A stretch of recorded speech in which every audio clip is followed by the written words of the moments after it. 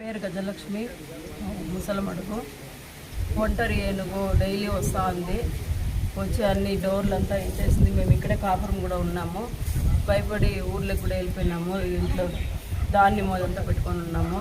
మామిడి చెట్లంతా ఇంచేసి, టెంకాయ చెట్లంతా ఇంచేసి, water pipe నీళ్లు చెట్లకి నీళ్లు పోయే పైపులంతా ఇంచేసినాయి.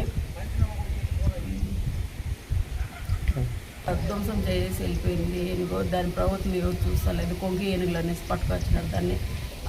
ఆ వాసనకి ఏనుగులంతా వస్తూ ఉంది. దానివల్ల మాకు ఏదైనా మేలు చేయండి. మాకు ఇవాళకే మాకు 1 లక్ష రూపాయల పైన నష్టపోయింది. అది దానికి ఏదైనా చేయండి ప్రభుత్వం.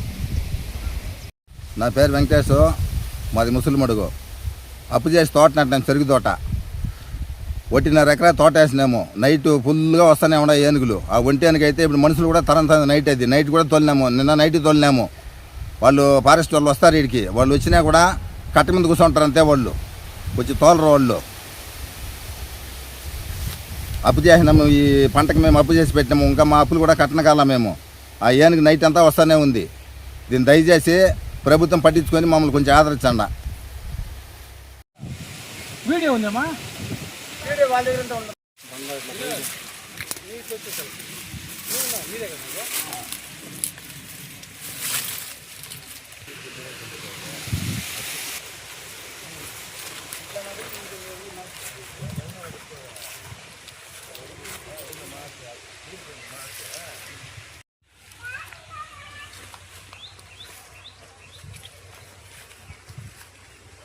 ఇంకో చెప్పాడా ఉండాలి. ఇట్లా ఈయన లాస్ట్ నా నెంబర్లో నేను చెప్పి ఫోటోలు పెట్టుకుని ఊరు పట్టించుకోవాలి. ఏంటి ఇది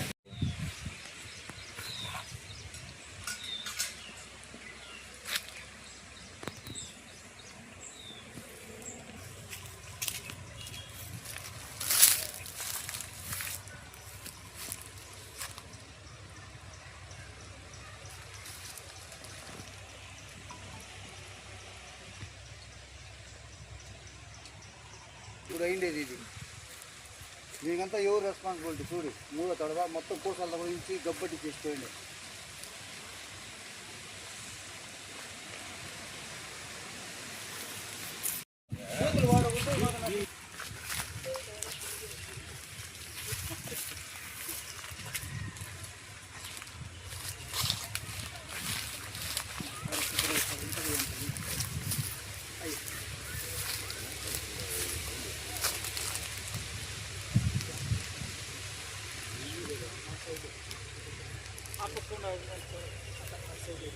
లోపల తినే ఏం మాట్లాడలేదు సార్.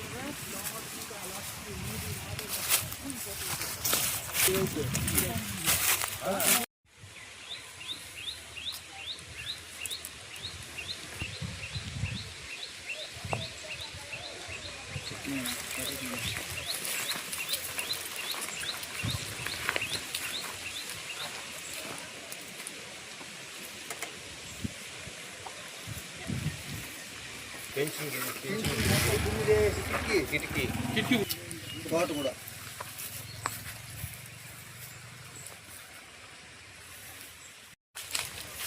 మెస్ మళ్ళీ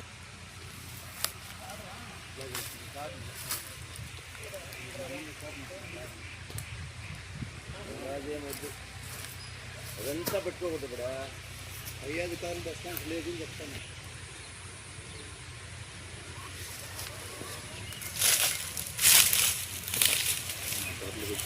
పేరు చలపతి, ముసలమడు గ్రామము.